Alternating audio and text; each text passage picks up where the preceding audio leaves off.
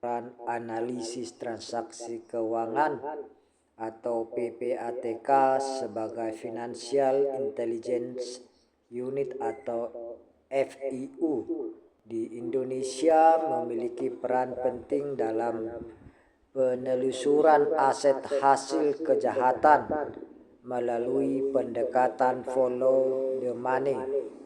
Peran penting dan strategis PPATK dalam program asset recovery terutama dalam hal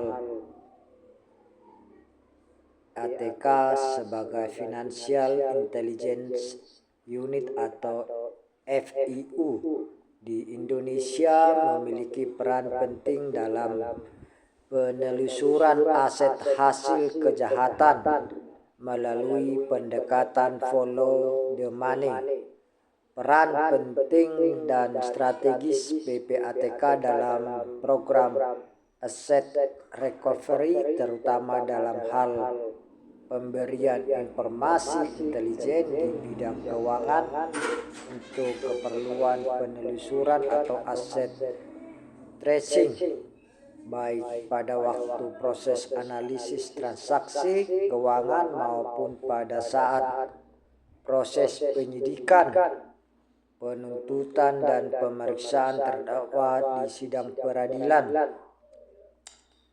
Penelusuran aset hasil tindak pidana dapat dilakukan oleh PPATK baik di dalam maupun di luar negeri melalui kerjasama dan koordinasi. Penelusuran aset di dalam negeri dilakukan dengan bekerjasama dengan penyedia jasa keuangan atau PJK, bank dan non-bank, serta penyedia jasa barang lainnya. Dalam rangka penanggulangan tindak pidana pencucian uang, PJK dan penyedia jasa barang lainnya sebagai garis depan untuk melakukan deteksi secara dini terhadap seluruh transaksi yang mencurigakan melalui sistem keuangan untuk selanjutnya dilaporkan kepada PPATK. Sementara dalam penyelamatan aset hasil tindak pidana secara dini, dengan kewenangannya untuk itu ada pada penyidik, penuntut umum atau hakim untuk memerintahkan PJK dan penyedia jasa barang lainnya melakukan pemblokiran sementara terhadap harta kekayaan setiap orang atau perusahaan yang telah dilaporkan oleh PPATK, PJK dan penyedia jasa barang lainnya setelah menerima perintah. Wajib melaksanakan pemblokiran sementara setelah surat perintah pemblokiran diterima. Untuk menelusuri aset hasil kejahatan yang ditempatkan pelaku tindak pidana di luar negeri dilakukan dengan kerjasama antar sesama FIU maupun melalui kerjasama bilateral maupun multilateral, melalui tukar-menukar informasi. Manfaat penukaran informasi antara sesama FIU ini diantaranya mendapatkan hasil yang lebih cepat apabila dibanding dengan mekanisme tukar-menukar informasi melalui jalur yang lain. Penukaran informasi antar sesama FIU ini dapat dilakukan baik atas dasar Memorandum of Understanding atau MOU maupun resiprositas dengan menggunakan norma-norma yang diatur oleh Egmont Group atau sesuai dengan ketentuan yang ada dalam MOU. Norma tersebut mengatur tata cara pertukaran informasi yang bersifat rahasia tidak diperbolehkan untuk diteruskan ke pihak lain, serta tidak dapat dijadikan sebagai barang bukti di pengadilan, di mana permintaan atau pemberian informasi tersebut dapat dibuat dalam bentuk tertulis atau elektronik. Keunggulan FIU dalam mendapatkan informasi yang lebih cepat dan akurat ini adalah suatu hal yang Data akurat ini adalah suatu hal yang seharusnya dapat dimanfaatkan secara optimal oleh para penegak hukum untuk dapat mengamankan dan mengembalikan harta kekayaan negara dari para pelaku kriminal. Indonesia telah mendapat manfaat dari kerjasama antara FIU dalam rangka mengembalikan harta kekayaan negara atau aset recovery pada beberapa kasus kriminal yang menimbulkan kerugian negara yang cukup besar dan menjadi sorotan publik seperti pada kasus korupsi Henry Raharja. Dalam era teknologi informasi seperti yang sekarang ini, perputaran transaksi uang dan pengiriman uang lintas negara dapat dilakukan dalam hitungan menit dengan sarana transaksi perbankan lewat internet atau net banking atau e-banking, sehingga perputaran uang yang cepat ini turut menjadi kendala penyelesaian LKTM. Seharusnya perputaran transaksi perlu dibekukan secara segera jika dicurigai merupakan transaksi keuangan ilegal. Sebagai contoh, bank di Swiss diberikan kewenangan untuk menunda selama 3 hari pencairan uang suatu pengiriman uang sampai diperoleh kejelasan aliran dana yang masuk dan keluar tersebut. Berkaitan dengan kemampuan untuk mendeteksi dugaan terjadinya money laundering, PPATK tidak hanya dapat melacak jejak harta kekayaan sebagai hasil kejahatan yang ditempatkan dalam sistem keuangan terkait proses pencucian uang, tapi juga menghentikan dan berupaya melakukan kerjasama dengan instansi terkait dalam rangka mengambil kembali sebagai aset negara yang telah diambil pelaku. Melalui tahapan plasmen dan penempatan atau layering atau pemecahan atau transfer dan integration atau menyatukan kembali harta kekayaan hasil kejahatan tersebut tersebar biasanya dilakukan pelaku untuk mengaburkan, menyamarkan dan menyembunyikan hasil kejahatan agar tidak terdeteksi dan terlacak aparat penegak hukum. Ada kalanya dalam upaya melancarkan aksinya, pelaku pencucian uang seringkali bersekongkol dengan pihak-pihak lain seperti pejabat lembaga keuangan, pejabat pegawai bank, pengacara, akuntan, dan profesional lainnya. Keterlibatan pihak-pihak tersebut tentu saja dapat melancarkan upaya pelaku untuk memutihkan uangnya tanpa terdeteksi aparat penegak hukum. Pihak lain ini umumnya ditugaskan sebagai perantara untuk membuat rekening bank di dalam maupun di luar negeri untuk menyembunyikan atau mengaburkan asal-usul harta kekayaan si pelaku. PPATK sebagai pusat pelaporan telah bekerja keras untuk membangun rezim anti-money laundering. Bahkan di awal pembentukannya yang ingin mencontohkan kinerja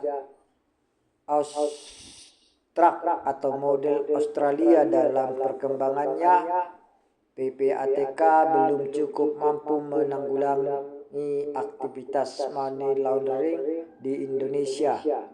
Tuntutan berbagai pihak untuk memberikan kewenangan PPATK lebih besar telah menunjukkan betapa lembaga ini membutuhkan legitimasi sebagai lembaga yang bukan hanya sebagai pusat pelaporan semata, tetapi sebagai aparat penyidik untuk tindak pidana pencucian uang di samping Polri dan KPK.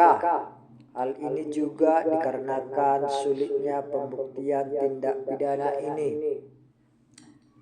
Kemampuan aparat penegak hukum yang ada belum mendukung penegak hukum. Terbukti banyaknya temuan PPATK yang tidak ditindaklanjuti oleh aparat penyidik dengan alasan minimnya alat bukti.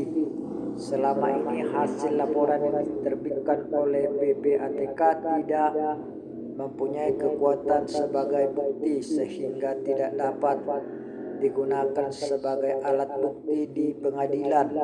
Tentu saja hal ini adalah suatu kesia-siaan dan ketidakefektifan kinerja PPATK dalam melakukan suatu analisis transaksi keuangan, karena pada akhirnya yang menjadi penentu apakah diteruskan atau tidak perkara pencucian uang sangat tergantung oleh aparat penyidik Polri. Berdasarkan latar belakang tersebut di atas, permasalahan sebagai perluasan kewenangan apa saja yang perlu diberikan kepada PPATK dalam rangka memaksimalkan kinerjanya untuk pencegahan dan pemberantasan tindak pidana pencucian uang dan model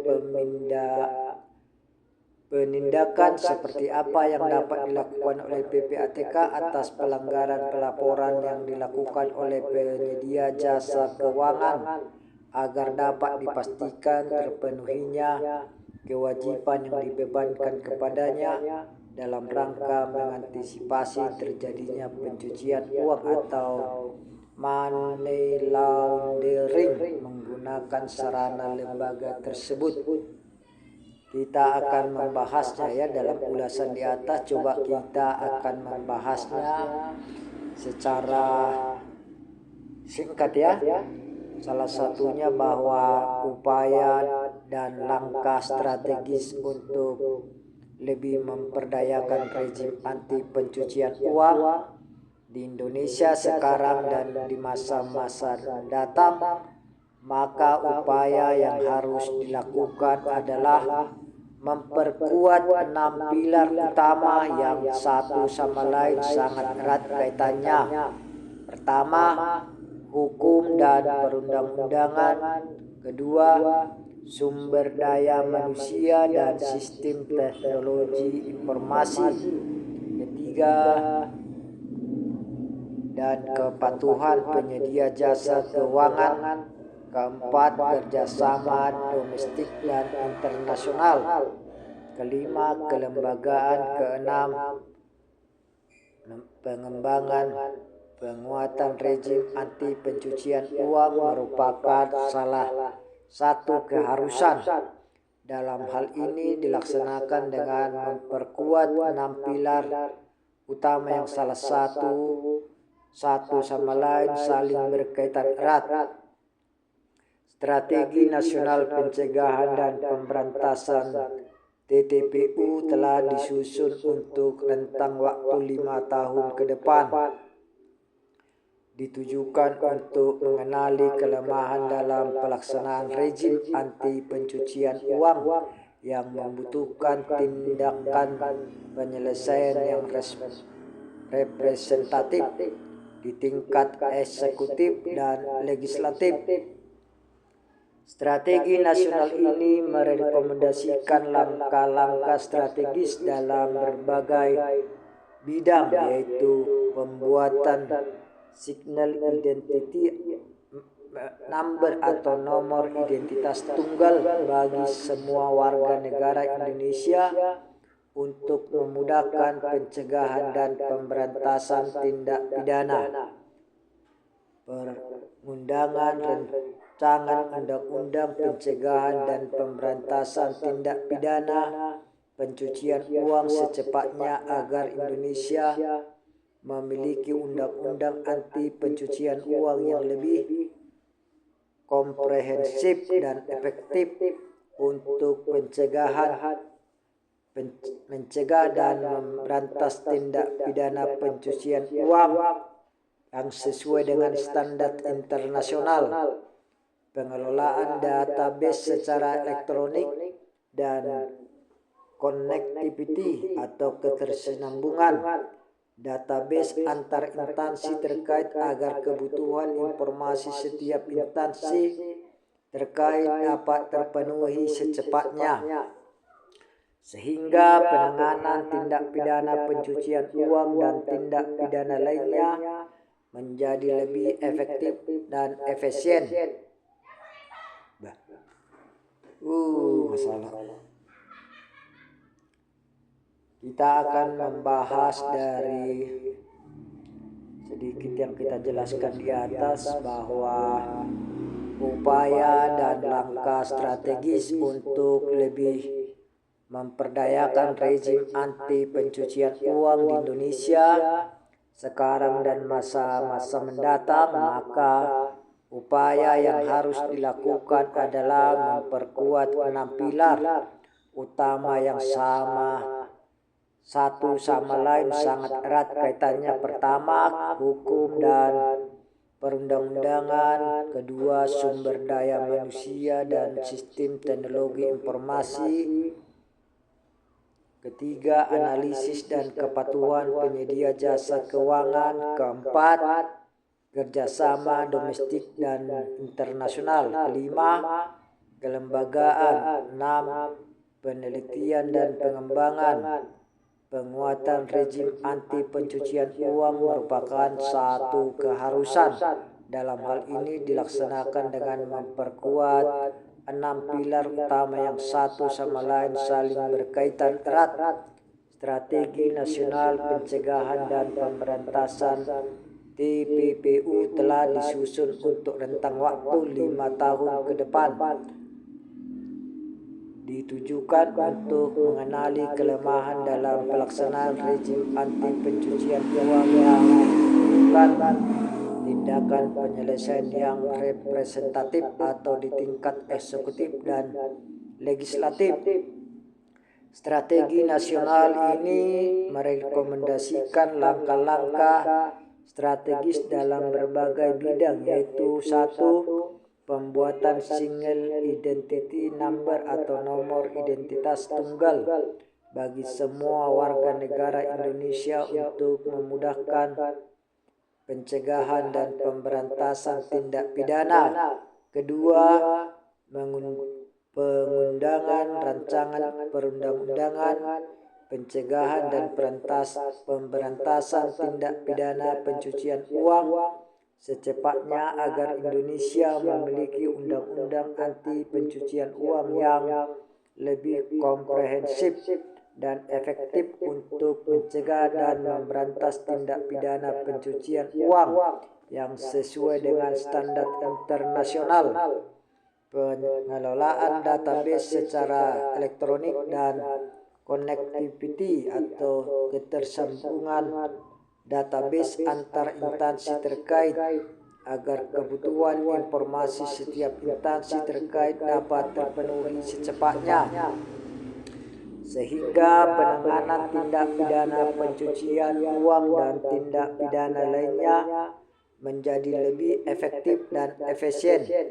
Peningkatan pengawasan kepatuhan penyedia jasa keuangan agar penyedia jasa keuangan memiliki kesadaran yang lebih tinggi untuk memenuhi kewajiban sebagai pihak pelapor.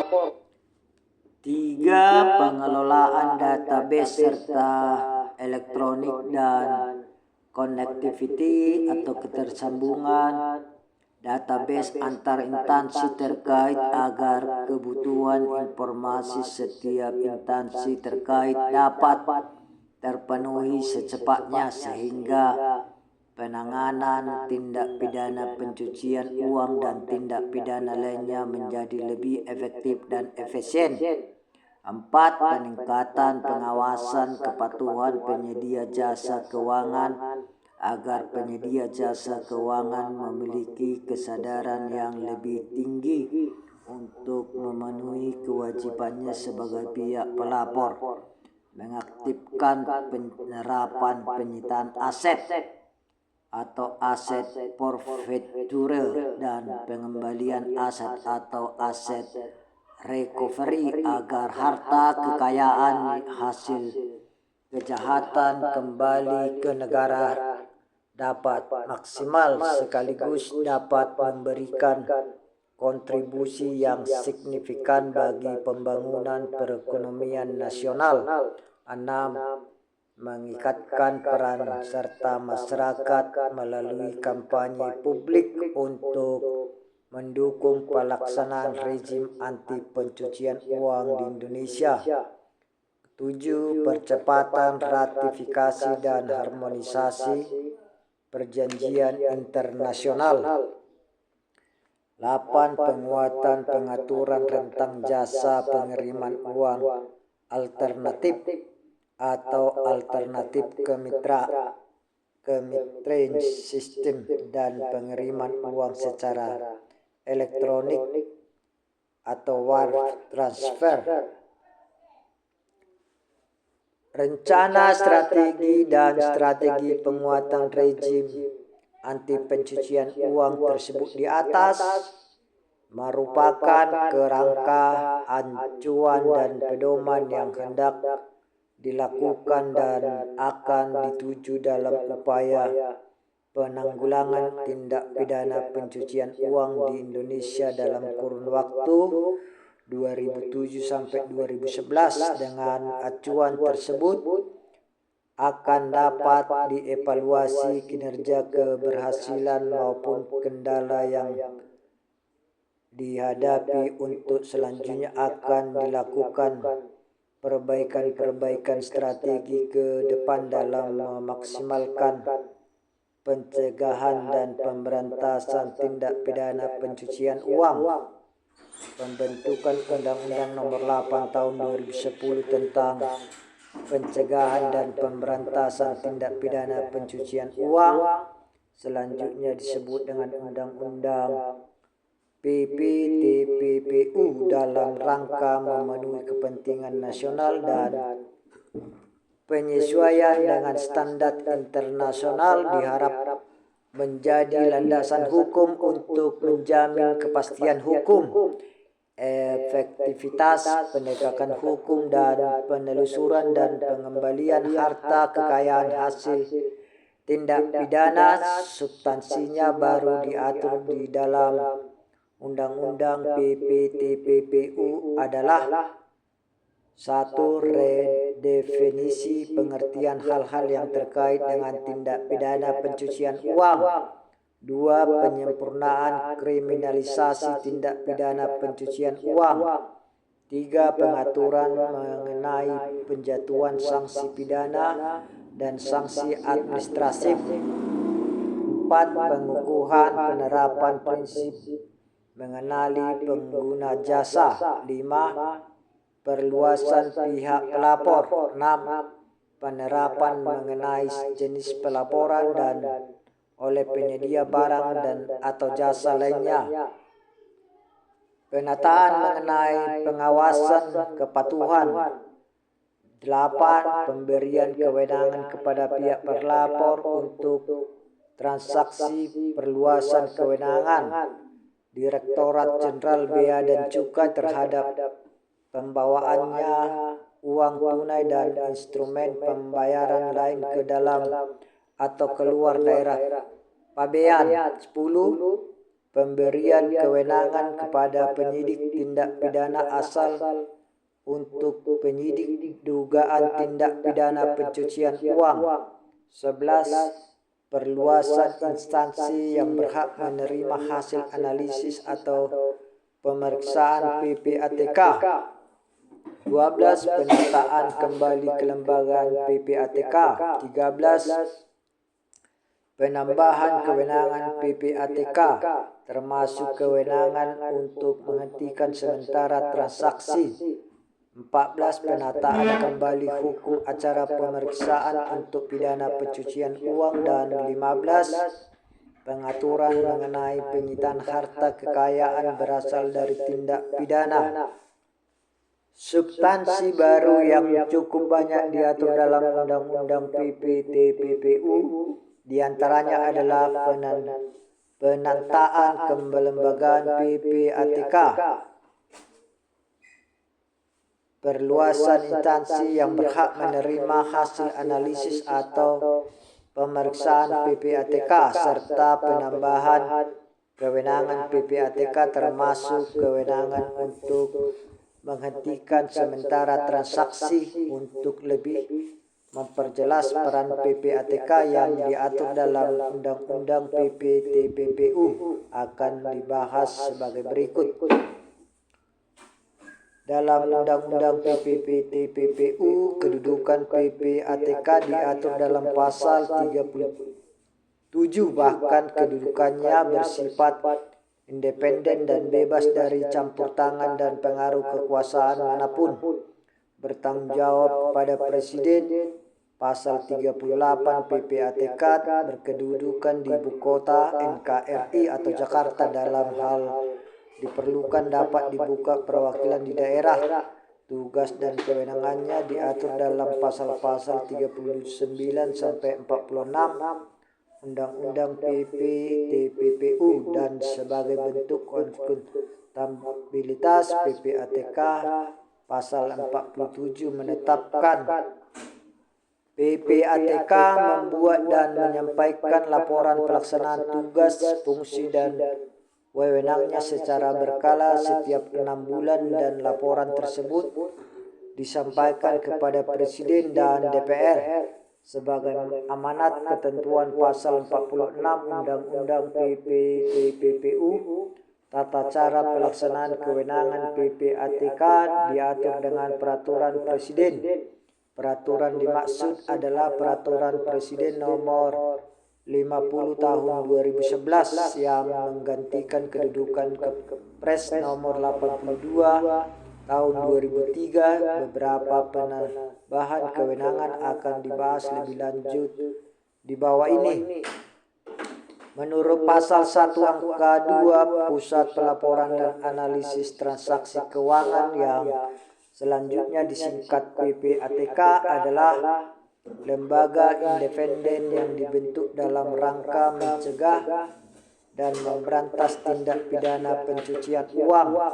Larangan bagi setiap orang yang melakukan campur tangan atas pelaksanaan tugas dan wewenang PPATK sebagaimana dimaksud pasal 37 ayat 3 yang dapat diancam dengan pidana penjara paling lama 2 tahun dan denda paling banyak 500 juta pasal 14 Undang-Undang PP-TPPU. Selanjutnya menurut pasal 15, ancaman pidana yang sama juga dapat diterapkan pada pejabat PPATK yang melanggar kewajiban sebagaimana ditentukan pasal 37 ayat 4 pasal 16 mengatur sanksi yang cukup berat dalam hal pejabat, pegawai PPATK, penyidik, penuntut umum, dan hakim yang menangani perkara TPP yang sedang diperiksa melanggar ketentuan pasal 83 ayat 1 dan strip atau pasal 85 ayat 1 dipidana dengan pidana penjara paling lama 10 tahun. Sesuai dengan tugas yang diemban, produk utama yang dihasilkan adalah berupa hasil analisis serta hasil pemeriksaan yang diharapkan dapat dijadikan dasar bagi aparat penegak hukum dalam melakukan proses penegakan hukum sesuai tugas dan kewenangannya dan ketentuan yang berlaku. Direktorat Riset dan Analisis selaku berupaya meningkatkan kualitas dari setiap hasil analisis yang dihasilkan dan diharapkan hasil analisis yang disampaikan kepada aparat penegak hukum mampu memberikan informasi yang relevan atas kemungkinan terjadinya tindak pidana asal ataupun dilakukannya upaya penegakan atas tindak pidana pencucian uang yang diduga dilakukan oleh pihak terlapor khusus terkait dengan hasil pemeriksaan. Saat ini PPATK dalam tahap penyelesaian pembuatan peraturan presiden terkait dengan pelaksanaan kewenangan PPATK sebagaimana diamanatkan berdasarkan pasal 46 Undang-Undang PP-TPPU. Sebagai anggota komunitas FIU, keberadaan PPATK tidak dapat terlepaskan dari keberadaan Undang-Undang PP-TPPU maupun undang-undang sebelumnya. Keberhasilan yang telah dicapai dalam membangun anti pencucian uang di Indonesia belum cukup dikarenakan kendala pengaturan terhadap institusi tersebut. Meskipun dalam penjelasannya sangat besar kontribusi yang telah diberikan lembaga ini dalam kerangka penegakan hukum dalam penanganan kasus pencucian uang di Indonesia. Sementara keterbatasan regulasi yang terkait dengan pengaturan kelembagaan dirasakan membuat lembaga ini tidak dapat memaksimalkan peran dan fungsinya. Sementara itu maraknya kasus-kasus pencucian uang yang terjadi akhir-akhir ini sangat meresahkan masyarakat. Kelemahan dalam perundang-undangan inilah yang dimanfaatkan pelaku untuk tidak takut melakukan tindak pidana pencucian uang. Bahkan pelaku dengan sengaja membawa lari hasil kejahatan ke luar negeri supaya tidak dapat tersentuh aparat penegak hukum. Kenyataan inilah yang kemudian membuat pemerintah untuk segera mungkin memperbaiki ketentuan yang ada. Sementara ketentuan baru yang membutuhkan ketentuan pendukung juga belum sesegera mungkin direalisir. Sehingga yang terjadi undang-undang yang baru seakan-akan tidak mampu menghadapi persoalan yang semakin kompleks. Kerjasama yang menjadi sebuah solusi dalam pencegahan dan pemberantasan tindak pidana pencucian uang memang banyak mengalami kendala teknis dalam pelaksanaannya, sehingga kerjasama yang selama ini terjadi hanya bersifat formalitas dan belum menunjukkan ke arah meningkatnya penanganannya tindak pidana pencucian uang. Hal ini dapat dilihat dari keberhasilan pengembalian aset ke tanah air yang selama ini diusahakan oleh pemerintah melalui jalur kerjasama dengan luar negeri. Banyak aset-aset yang ditempatkan di luar negeri yang tidak mampu dibawa kembali ke tanah air dengan alasan karena perbedaan sistem hukum dan ketidakmampuan diplomasi pemerintah Indonesia dengan pemerintah negara di mana aset ditempatkan. Dalam rangka mendeteksi tindak pidana pencucian uang, Undang-Undang PP-TPPU menciptakan beberapa kewajiban pihak pelapor. Pasal 17 yang disampaikan kepada PPATK yaitu laporan transaksi yang mencurigakan yang disampaikan oleh penyedia jasa keuangan. Pasal 1 angka 5, 6 dan pasal 23 Undang-Undang PP-TPPU. Laporan yang disampaikan oleh penyedia jasa keuangan tentang transaksi keuangan yang dilakukan secara tunai dalam jumlah kumulatif 500 juta rupiah. Pasal 23 ayat 1 huruf B Undang-Undang PP-TPPU.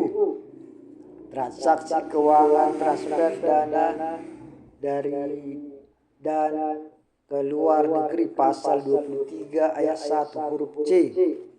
Atas dasar laporan tersebut dan informasi lainnya, PPATK melakukan analisa mendeteksi tindak pidana pencucian uang, kemudian menyerahkan laporan hasil analisisnya kepada pihak penyidik dan penuntut.